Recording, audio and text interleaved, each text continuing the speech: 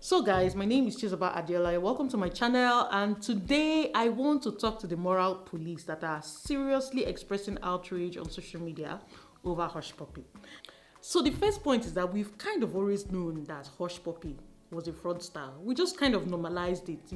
So I feel like if we have normalized this in the society where we know, apart from Hushpuppi, many Nigerians know many guys who are into 419, but because they've not been caught, everybody just kind of gets along with them in the society. It's been so normalized.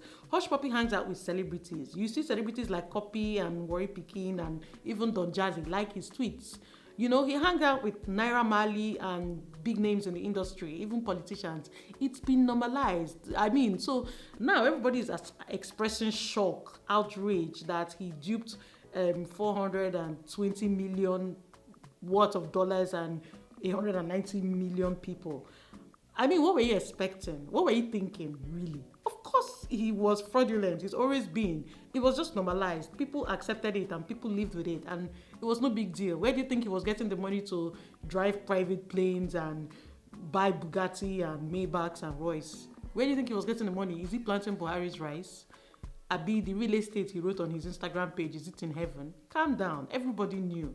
It's just like Mofa now. Mofa is in Abuja chilling. Mofa is living large, and nobody's talking about Mofa. Everybody lives. In fact, Mofa even does comedy skits with our celebrities, So we have all this information. So I feel what exactly is getting everybody triggered? Is it because he got caught? So either we're angry he got caught or something else. Because if we're really pressed about the fact that he was a fraudster, we could have petitioned EFCC to arrest him even before Dubai police. Why did we have to wait for Dubai police to arrest him before everybody start voicing out and tweeting and typing fast? Calm down. We've always known. We are the ones who normalized it. So we're equally guilty as charged. We've normalized 419. We've normalized fraud. Think about it. The second point I want to make is that why are we on Daddy Freeze's case? Why is everybody attacking Daddy Freeze? Because I really don't understand. Daddy Freeze never came out to you that he's a man of God. Daddy Freeze never presented himself as a pastor. You know what I mean? Daddy Freeze is a YouTuber and he puts out content on stuff that he finds very interesting. Daddy Freeze was talking a lot of rubbish at some point. Yes, I get it. In fact, I even heard a lot of disgusting things he said. But he did not sign a memorandum of good behavior with you. It's either you like his content or you move on. You know what I mean? Hushpuppi has 2.5 million followers. What's the difference between Daddy Freeze and 2.5 million followers? Everybody's ass kissing. Everybody likes the, normalized boogie life that he's living. You know what I mean? And the fact that anytime Hushpuppi puts out a post, he has almost 200,000 to 150,000 likes. And we're on Daddy Freeze's case. Who are the people liking his post? Are they rats and cockroaches? You know what I mean? Daddy Freeze is putting out content that people find interesting. People are like, why didn't Daddy Freeze ask him tough questions? Daddy Freeze is not entitled to ask him hard questions. He's not Channels News. Daddy Freeze is just there to put out fun content and aye. It's not that serious, please. Don't be pressed.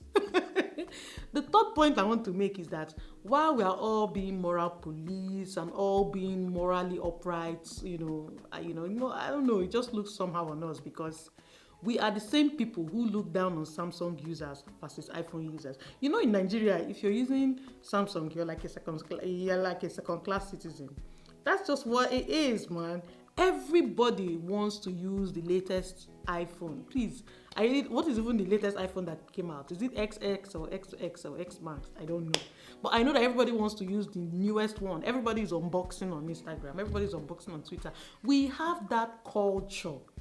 You get one kind of culture where we get. We like pepper them. We have pepper them mentality.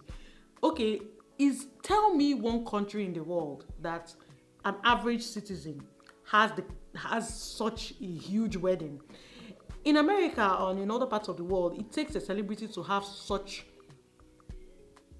big weddings. But in Nigeria, an average person is having showstopper, like shut it down kind of wedding. It's in our culture to like flashy things. Look at the way we drive our cars. You see someone who just got a job. In less than 1 year, he's driving a very big Jeep. Not a small car. Everybody likes big somethings. You know, Nigeria, we like to shut it down. We like to show up or not. So we have that culture that perpetuates people looking above, you know, their means, you know.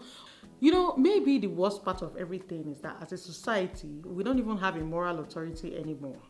Who is that moral authority that you can look to and that would say, oh, this is wrong, don't do such, don't do crime, and people will look at you and clap? You know, all our politicians, their hands are stained, you know, so they don't even have the right to speak, you know, with regards to stuff. The only person who spoke, Abike Dabri, you know, condemned him in the strongest terms. I mean, she has every right to do that, and she has a good point. But guess what? She also shakes hands with fraudulent politicians when they have all these their governmental meetings. Imagine a state governor who is living lavish, driving private jets, but he's owing pensioners for 2 years and he's owing salaries. Is he not fraudulent? He's fraudulent, you know. But he shakes hands with Abike Dabri. She even dobale to greet them. You understand? So she's not a moral authority to speak, unfortunately, because the government is so tainted. You know, I don't even know the point of this my video because I'm not here to bash Hushpuppi, but I'm not here to support him either. You know, Nigeria gives everybody a basket and asks them to use it and fill up water.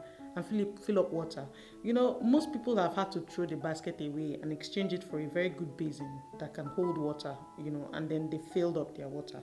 Some of them achieved that by leaving the country, you know. Some people, against all sweat and tears, they patched up their basket with papers and zinc and foil and still used it to hold some water. You know what I mean? So, you know, it's what it is. Some people were not able to hold their basket with any water and the water poured all over their body. My point is, I know nobody really pass. I'm not judging anybody. I really used to judge, but I just learned not to judge because you never know what, you know, anybody is. Yeah. Well, I can't judge anybody, period. You know, that's just it, I guess. So my name is Chizzy Adeola. Like I said earlier, I put out new videos every week. I really don't know what to make about this video, but it is what it is. So I mostly talk about politics and social issues and stuff happening in Nigeria and the African continent as a whole, you know, and topics that we may find very interesting. So subscribe to my channel, like and share. I put out new videos every week. Bye.